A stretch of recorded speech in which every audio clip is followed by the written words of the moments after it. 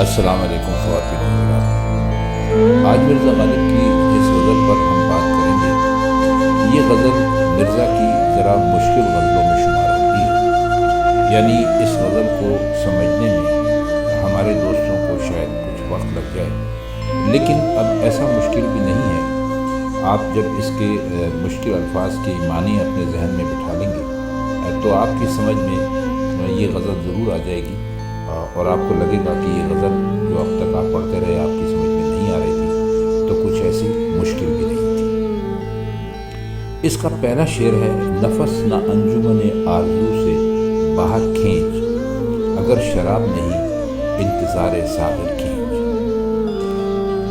اس میں لفظ ہے ایک انتظار کھینچنا۔ انتظار کھینچنے کا مطلب ہوتا ہے انتظار کرنا۔ نفس کہتے ہیں سانس کو، اور انجمن کہتے ہیں محفل کو۔ انجمن آرزو کا مطلب ہے بہت ساری آرزویں، اور ساغر کہتے ہیں اس برتن کو جس میں کہ شراب پی جاتی ہے۔ اس کا مطلب کچھ یوں ہوگا کہ ایک سانس بھی آرزو کی انجمن سے باہر نہ نکل، یعنی آرزو کا دم بھرے جائے اور اس کا دامن مضبوطی سے تھامے رکھے۔ اگر فی الحال تجھے شراب نہیں مل رہی تو کچھ پرواہ نہ کر، ساغر کے دور کا انتظار کرتا رہے اور یقین رکھ کہ کسی وقت تیری باری بھی آ جائے گی۔ اس شعر میں یہ حقیقت بتائی گئی ہے کہ انسان کو امید کا دامن کبھی چھوڑنا نہیں چاہیے۔ کتنی ہی تکلیفیں پیش آئیں، پورے صبر کے ساتھ جو بھی اس کا مقصد ہو اس کے لیے کوشش جاری رکھنا لازم ہے، کیونکہ کامیابی انہیں کو ملتی ہے جو ہمیشہ کوشش کرتے رہتے ہیں۔ اگر آپ کسی بھی مقصد کے لیے کوشش کر رہے ہیں اور آپ ہمت ہار جاتے ہیں اور وہ کوشش ختم کر دیتے ہیں تو یقیناً آپ اپنا مقصد حاصل نہیں کر سکتے۔ تو بتانے کی کوشش یہی کر رہے ہیں کہ آپ اپنے جس کام کے لیے، جس مقصد کے لیے بھی آپ کے دل میں آرزو ہے، اس کے لیے آپ بہادری کے ساتھ اپنے ارادے پر کھڑے رہیں تو انشاءاللہ ایک نہ ایک دن کامیابی آپ کو ضرور ملے گی۔ شعر نمبر 2 ہے: کمال گرمی سعی تلاش نہ پوچھ، برنگ خار میرے آئینے سے جوہر کھینچ۔ کمال گرمی سعی تلاش دید، اس کا مطلب ہے کہ کسی نظر رکھنے والے، بصیرت رکھنے والے قدردان کی تلاش میں کوششوں کو انتہا پر پہنچا دیں، اور برنگ خار یعنی کسی کانٹے کی طرح، خار کہتے ہیں کانٹے کو، اور یہاں رنگ کا مطلب ہوگا طرح، برنگ خار یعنی کانٹے کی طرح، اور جوہر کہتے ہیں ان چیزوں کو جو کہ کسی کے اندر کسی خاص کام کو کرنے کے لیے موجود ہوتی ہے۔ تو وہ شعر کا مطلب کچھ ہم ایسے کر سکتے ہیں کہ میں نے صاحب بصیرت یعنی نظر رکھنے والے قدردان کی تلاش میں جو دوڑ و دھوپ کی اسے انتہا پہ پہنچا دیا۔ اس کے بارے میں مجھ سے کچھ نہ پوچھو، کیا بتا سکتا ہوں کہ اس دوڑ و دھوپ میں مجھ پر کیا گزری۔ اب بالکل مایوس ہو چکا ہوں میرے دوست۔ تو اگر کوئی خدمت سر انجام دے سکتا ہے تو صرف یہ کہ اللہ نے میرے اندر جو کمال رکھیں، جو جوہر رکھیں، اس طرح نکال ڈال جس طرح کسی کے پاؤں سے کانٹے نکالے جاتے ہیں۔ اور حقیقت یہ ہے کہ جب کوئی قدر شناسی نہیں اور کسی کو اندازہ ہی نہیں کہ فطرت نے مجھ میں کون کون سے کمالات بھر رکھے ہیں، تو ان جوہروں کی حیثیت بھی کانٹوں کی سی رہ گئی ہے، پھر انہیں نکال کر باہر کیوں نہ کروں۔ شعر ہے کہ مجھے بہانہ راحت ہے انتظار، اے دل کیا ہے کس نے اشارہ کہ نازے بستر کھینچ۔ ہم آپ کے لیے اب تک اتنی غزلوں کی شرح کر چکے ہیں اور آپ کو اتنے الفاظ کے معنی بتا چکے ہیں کہ بار بار ان الفاظ کی معنی آپ کو ہر غزل میں بتانا عجیب سا لگتا ہے، لیکن ہمارے دوست توجہ نہیں کرتے، اس لیے ہمیں ان الفاظ کو پھر ان کے معنی دہرانے پڑتے ہیں۔ راحت کا مطلب ہوتا ہے آرام یا خوشی، اور اس میں اور کوئی ایسا مشکل لفظ ہے نہیں، اور کچھ مشکل لفظ ہوئے بھی تو جو ہم اس کا مطلب کریں گے اس میں وہ آ جائیں گے، تو آپ ان کو ذرا غور کیجیے۔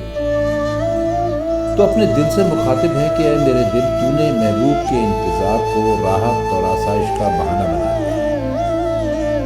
تجھے کس نے اشارہ کیا کہ بستر پر لیٹ جا اور اسی کے انتظار میں اپنی ساری زندگی گزار دے۔ عاشق کو آرام اور سکون سے اور راحت سے کیا واسطہ؟ اس کا کام یہ نہیں کہ بستر پر لیٹ کر آنکھیں دروازے پر لگائے رکھے، اس کا کام یہ ہے کہ آہو فریاد کرے، صحرا کے چکر لگائے، اپنے دامن کو تار تار کر دے۔ تو محبوب تک پہنچنا کوئی آسان ہے؟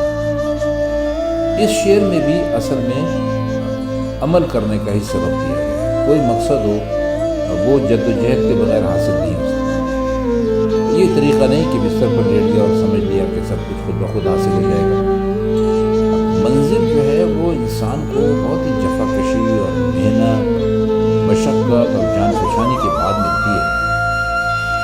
اس لیے وہ لوگ جن کے اندر حوصلہ نہ ہو کسی بڑے مقصد کو پانے کی، یا اس کی آرزو اپنے دل میں نہ رکھیں، کیونکہ یہ پھر ایسے آسان کام نہیں ہوتے، بعض کام بہت مشکل ہوتے ہیں، اور انہیں کرنے کے لیے آپ کو اپنے اندر ایک حوصلہ اور ایک ولولہ رکھنا پڑتا ہے۔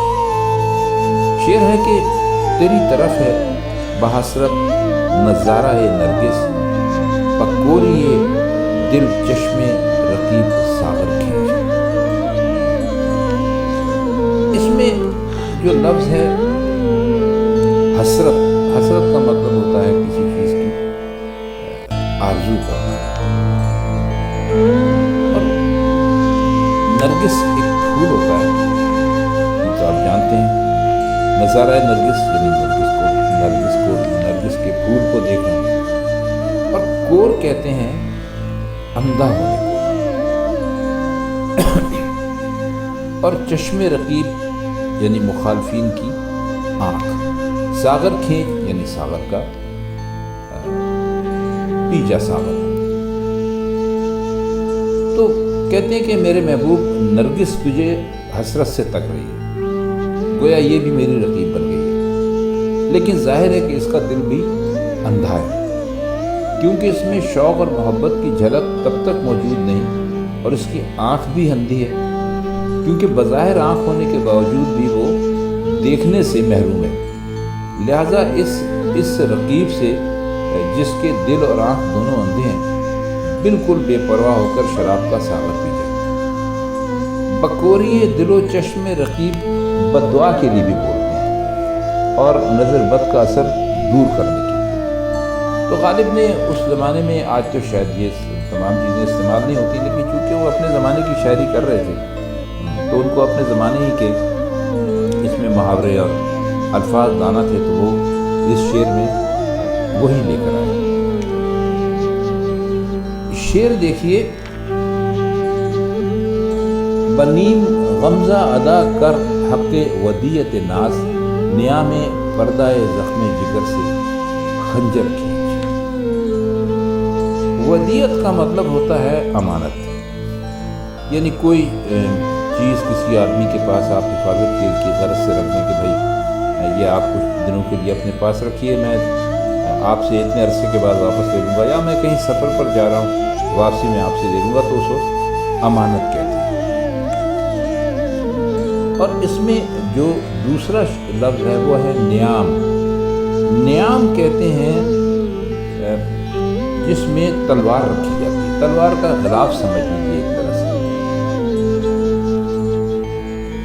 تو وہ کہہ یہ رہے کہ تیرے جو ناز ہے میرے پاس امانت کے طور پر ہے، میرے زخم جگر کے پردے نے ان کے لیے میان کا کام کیا۔ اب تو پورا نہیں بلکہ آدھا نخرہ یا غمزہ دکھا کہ ضمانت کا حق ادا کر دے، یعنی خنجر میرے زخم جگر کے غلاف سے باہر کھینچ دے۔ اب نیم غمزہ کیوں کہا؟ نیم غمزہ اس لیے کہا کہ خنجر کی جب آپ خنجر سے زور لگاتے ہیں، ضرب لگاتے ہیں تو پورے غمزے کی ضرورت ہوتی ہے، لیکن خنجر باہر کھینچنے کے لیے آدھا غمزہ بھی کافی ہے، کیونکہ اتنی زیادہ زور نہیں لگتا۔ مقصد ان کا یہ ہے کہ اس طرح محبوب ناز اور ادا کا خنجر جگر سے کھینچنے کے لیے سامنے آئے گا اور میری دیدار کی جو آرزو ہے وہ بھی پوری ہوگی۔ اس کا آخری شعر ہے: میرے قدم میں ہے صحبائے آتش پنہا، بروئے صفرا کباب پہ بروئے صفرا کباب دل سمندر کھینچ۔ قدا کہتے ہیں پیالے کو یا ساغر کو، اور صحبا کہتے ہیں شراب کو، آتش پنہا کہتے ہیں چھپی ہوئی آگ کو، اور صفرا کہتے ہیں دسترخوان کو۔ اگر آپ کو یاد ہو کہ ہم نے آپ کو ایک مرتبہ ایک لفظ بتایا تھا مائدہ، تو مائدہ بھی دسترخوان کو کہتے ہیں، جیسے کہ صفرا اس کو کہتے ہیں دسترخوان کو۔ تو اس کا شعر کا مطلب کچھ ایسا ہوگا کہ میرے ساغر میں چھپی ہوئی شراب کی آگ بھری ہے، یعنی آتش عشق کی شراب ہے۔ اس کا تقاضا یہی ہے کہ دسترخوان پر سمندر کا دل کباب کر کے رکھا جائے۔ اچھا، اب ہم آپ کو یہ بتا دیں کہ یہ لفظ اصل میں ہوتا ہے وہ سمندر، جس کو ہم لوگ بولتے ہیں، یہ ہے سمندر۔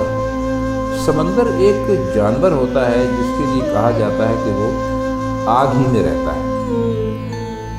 تو وہ یہ کہہ رہے ہیں کہ آگ میں رہنے والا جو جانور ہے اس کا دل کباب کر کے رکھا جائے، کیونکہ اس کی زندگی آگ ہی میں گزرتی ہے، اور وہی کباب جو ہیں وہ آتش عشق کی شراب کا ایک موضوع اس کی جو ہے وہ نقل بن سکتی ہے۔ دیکھیے خواتین حضرات، ممکن ہے کہ اس غزل میں آپ کو کچھ الفاظ بھی مشکل لگے ہوں، کچھ الفاظ کی معنی بھی، اور کچھ شعروں کی جو شرح ہے وہ بھی آپ کو مشکل سنائی دی، لیکن ہم آپ کو یقین دلاتے ہیں کہ آپ اگر ان الفاظ کو جو ہم نے آپ کو جن کے مطلب بتائے ہیں ذہن میں رکھیں گے اور پھر آپ یہ شرح سنیں گے، تو ایک دفعہ نہیں تو 2 دفعہ 3 دفعہ تو یہ غزل آپ کی سمجھ میں انشاءاللہ ضرور آ جائے گی۔ تو مرزا غالب کی غزل میں آج بس اتنا ہی۔ انشاءاللہ آپ سے ہم کسی اور غزل کے ساتھ پھر ملاقات کریں گے۔